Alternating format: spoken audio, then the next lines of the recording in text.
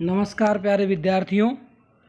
जैसा कि हम बीए पार्ट सेकंड संस्कृत विषय में महाकवि कालिदास द्वारा रचित अभिज्ञान शाकुंतलम के प्रथम अंक का अध्ययन कर रहे थे।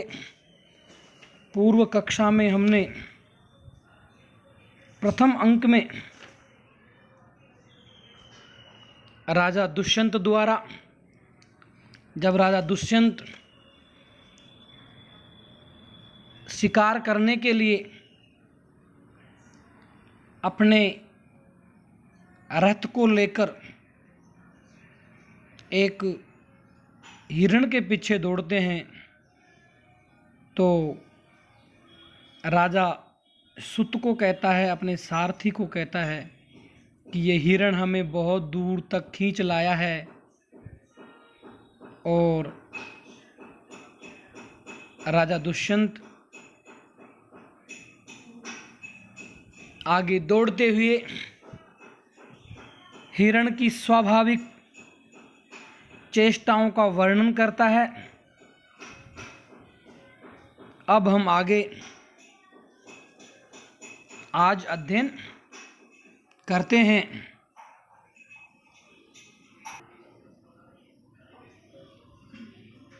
सुत कहता है राजा से, आयुष्मन, हे आयुष्मन, उद्घातिनी भूमिर इति मया रश्मिन संयम नाद्रथस्य मंदीकृतो वेगः। उद्घातिनी भूमिर इति, यह भूमि ऊंची नीची है। मया रश्मिन संयम अनाद्रथस्य, इस कारण मेरे द्वारा लगाम को खींचकर मंदीकृतो वेगः, रथ की गति मंद कर दी गई है। अर्थात मैंने घोड़ों की लगाम को खींचकर और रथ की जो गति थी, रथ जो तेज गति से दौड़ रहा था, उसका वेग मैंने कम कर दिया था। तेन मृग ऐसे विप्रकृष्टांतरः संवृतः, इसीलिए यह हिरण, यह मृग बहुत दूर हो गया। संप्रति समदेश वर्तिनस्ते न दुरासदो भविष्यति थी, और अब दोबारा हम वापिस समतल भूमि पे आ गए हैं, या आप समतल भूमि पर हैं। अतः यह हिरण अब दुष्प्राप्य नहीं होगा, अर्थात हम जल्दी ही इसे पकड़ लेंगे। राजा कहता है, तेन ही मुच्यंताम अभिशवः, तो फिर लगाम ढीली कर दो। सुत कहता है, यदाज्ञापयत्यायुष्मान, जैसी आपकी आज्ञा। आयुष्मान चिरंजीविन रथ वेगम निरूप्य, रथ की गति का अभिनय करके। आयुष्मान चिरंजीविन, आयुष्मान पश्य, देखो। श्लोक है, मुक्ते सुरश्मि सुनिरायत पूर्वकाया निष्कंप चामर शिखा निवृतोर्ध्वकर्णा आत्मोदतैरपिरजो विरलंघनीया धावन्त्यमी मृगजवाक्षमैव रथ्या। मुक्ते सुरश्मि सुनिरायत पूर्वकाया निष्काम चामर शिखा निवृतोर्ध्वकर्णा आत्मोदतैरपिरजो विरलंघनीया धावन्त्यमी मृगजवाक्षमैव रथ्या। इसका अन्वय देखते हैं। अन्वय रश्मिषु मुक्तेषु निरायत पूर्वकायः निष्कंप चामर शिखा निवृतोर्ध्वकर्णः आत्मोदतैः अपि अलंघनीयः अमीरथ्यः मृगजवाक्षमया इव धावन्ति। रश्मिसु लगाम के, डोरी के, रस्सी के, मुक्तेषु छोड़ देने पर, ढीली कर देने पर, निरायत पूर्वकायः जिनके शरीर का पूर्व भाग पूर्णतया फैल गया है, निष्कंप चामर शिखा जिनकी कलंगी के अग्रभाग निश्चल हो गए हैं, निवृतोर्ध्व कर्णः और जिनके दोनों कान खड़े हैं तथा निश्चल हैं, आत्मोदतई अपने द्वारा उठाई गई, रजोभी धूलियों से, धूल के कणों से,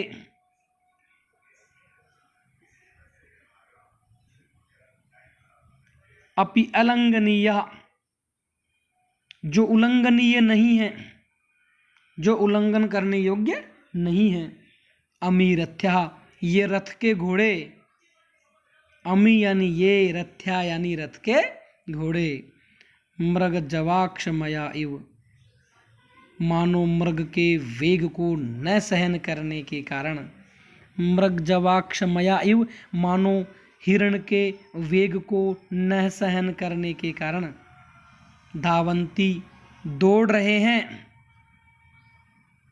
अर्थात घोड़ों की लगाम को ढीली कर देने पर जिनके शरीर का पूर्व भाग पूर्णतया फैल गया है, ऐसे कलंगी के निश्चल अग्रभाग वाले, निश्चल एवं खड़े कानों वाले तथा अपने खुरों द्वारा उठाई गई धूलि को भी स्पर्श न करने वाले ये रथ के घोड़े मानो मृग के वेग को न सहन करने के कारण दौड़ रहे हैं।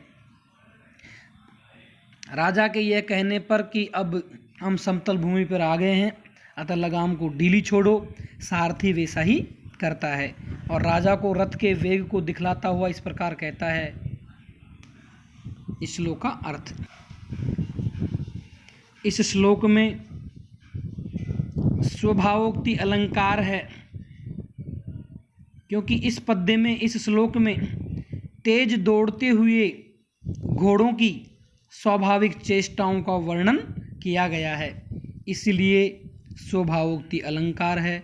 स्वभावोक्ति अलंकार का लक्षण है स्वभावोक्ति रसोचारु यथावद वस्तु वर्णनम, ये इसका लक्षण है। और इस श्लोक के एक भाग में मृग जवाक्षमया इव, इसमें उत्प्रेक्षा अलंकार है इव के कारण। उत्प्रेक्षा अलंकार का लक्षण है संभावनाम अथुत्प्रेक्षा प्रकृतस्य सम्मेनयत। इस श्लोक में वसंत तिल का छंद है। वसंत तिल का छंद का लक्षण है उक्ता वसंत तिल का तब जा जगोग, अर्थात जिस छंद में उक्ता यानी कहा गया है, वसंत तिल का कहा गया है, तब जा जगोग है। जिस श्लोक में तगण, भगण, जगण और अंत में दो गुरु हों, उस छंद को वसंत तिल का छंद कहा गया है। इसमें 14 वर्ण होते हैं। श्लोक में अब जो व्याकरणात्मक टिप्पणी आई है उनको देख लेते हैं। व्याकरणात्मक टिप्पणी में एक है मुक्तेषु, मुच धातु तय प्रत्यय सप्तमी विभक्ति एक वचन, निरायत पूर्वकायः नितराम आयतः पूर्वकायः येषां ते निरायत पूर्वकायः, निर आयम त निष्कंपः चामराणां शिखा येषां ते बहुव्रीहि, अलंघनीय, इसमें न लंघनीय इति नए तत्पुरुष, लंग प्लस अनियर प्रत्यय। रथ्या, इसमें है रथम वहंती, रथ प्लस यत प्रत्यय है इसमें। अब हम बढ़ते हैं आगे। राजा बोलता है सत्यम, हाँ ये ठीक है, अतिथ्य हरितो हरिश्च वर्तन्ते वाजिनः, ये मेरे घोड़े सूर्य तथा इंद्र के घोड़ों का भी अतिक्रमण कर रहे हैं, अर्थात उनसे भी तेज दौड़ रहे हैं। तथा ही क्योंकि यदालोके सूक्ष्मं व्रजति सहसा तद् विपुलताम् यदर्धे विच्छिन्नं भवति कृतसन्धानमिव तत् प्रकृत्या यद्वक्रं तदपि समरेखं नयनयोर् न मे दूरे किंचित् क्षणमपि न पार्श्वे रथजवात् यदालोके सूक्ष्मं व्रजति सहसा तद् विपुलताम् यदर्धे विच्छिन्नं भवति कृतसन्धानमिव तत् प्रकृत्या यद्वक्रं तदपि समरेखं नयनयोर् न मे दूरे किंचित् क्षणमपि न पार्श्वे रथजवात्। अन्वय देखते हैं इसका। रथजवात् यत् आलोके सूक्ष्मं तत्सहसा विपुलतां व्रजति यत् अर्धे विच्छिन्नं तत् कृतसन्धानम् एव भवति यत् प्रकृत्या वक्रं तत् अपि समरेखं तथा किंचित् मे नयनयोः क्षणम् अपि न दूरे न पार्श्वे तिष्ठति। रथजवात् रथ के वेग के कारण यत् जो वस्तु आलोके देखने में सूक्ष्मतम छोटी सी तत् वह वस्तु सहसा अचानक विपुलतां व्रजति विशालता को प्राप्त हो जाती है। यत् अर्धे विच्छिन्नम और जो वस्तु बीच में कटी हुई सी तत् वह कृतसंधानम इव भवति जोड़ दी गई सी प्रतीत होती है हो जाती है। यत् प्रकृत्या वक्रम जो प्रकृति से स्वभाव से ही टेढ़ी मेढ़ी है तथापि समरेखम वह भी सीधी हो जाती हैं। तथा किंचित में तथा कुछ कोई वस्तु में नयनयोः मेरे नेत्रों के लिए मेरी आँखों के लिए क्षणम अपि क्षण भर के लिए भी न दूरे न तो दूर न पार्श्वे और न पास में ही होती हैं। अर्थात रथ के वेग के कारण जो वस्तु दूर से देखने पर छोटी दिखलाई पड़ती है वह अकस्मात अचानक ही विशालता को प्राप्त हो जाती है और जो वस्तु बीच में कटी हुई सी प्रतीत होती है वह जोड़ दी गई सी हो जाती है और जो वस्तु स्वभावतः टेढ़ी है वह भी नेत्रों को सीधी सी जान पड़ती है या सीधी हो जाती है। क्षण भर के लिए भी कोई वस्तु न मेरे नेत्रों के समीप रह पाती है और न ही दूर रह पाती है। राजा दुष्यंत सारथी से रथ की गति का वर्णन करता हुआ कह रहा है कि जो वस्तु दूर से देखने पर सूक्ष्म दिखाई पड़ती है वह अचानक ही रथ के उसके समीप पहुंच जाने से बड़ी लगने लगती है और जो वस्तु दूर से देखने पर कटी मट्टी सी जान पड़ती है वह तुरंत ही जोड़ दी गई सी प्रतीत होने लगती है।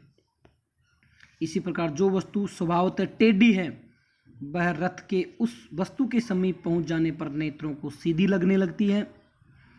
इस प्रकार हे सुत, क्षण भर के लिए भी कोई वस्तु न तो मेरे से दूर रह पाती है और न ही पास रह जाती है, क्योंकि रथ की तीव्र गति से होने के कारण दूर स्थित वस्तु क्षण भर में पास हो जाती हैं तथा पास स्थित वस्तु क्षण भर में दूर हो जाती हैं। अतः हम जल्दी ही इस हिरण को मारने में समर्थ हो सकेंगे। इस श्लोक में